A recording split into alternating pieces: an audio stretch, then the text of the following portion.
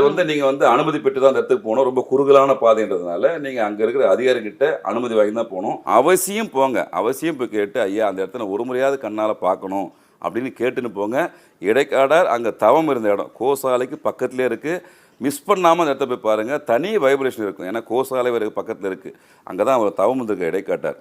இடைக்காட்டருடைய பெருமையை வார்த்தையால் சொல்ல முடியாது. அதனால் திருவண்ணாமலை போகிற அன்பர்கள் இந்த விஷயத்தையும் கொஞ்சம் மெயினில் வச்சுன்னு அந்த கோயிலுக்குள்ளே இருக்குது. மற்ற நாட்களில் நீங்கள் பௌர்ணமி நாளே போனீங்கன்னா நிச்சயமாக உங்களால் அவ்வளோ தூரம் பார்க்க முடியாது. சாதாரண நாட்களில் போங்க. அந்த கோயிலை பற்றி முழுமையான வரலாற்றை தெரிஞ்சு படிச்சுட்டு போட்டு அனுபவபூர்வமாக உணர்ந்தால் மட்டும்தான் நீங்கள் அதை ஃபீல் பண்ண முடியும்.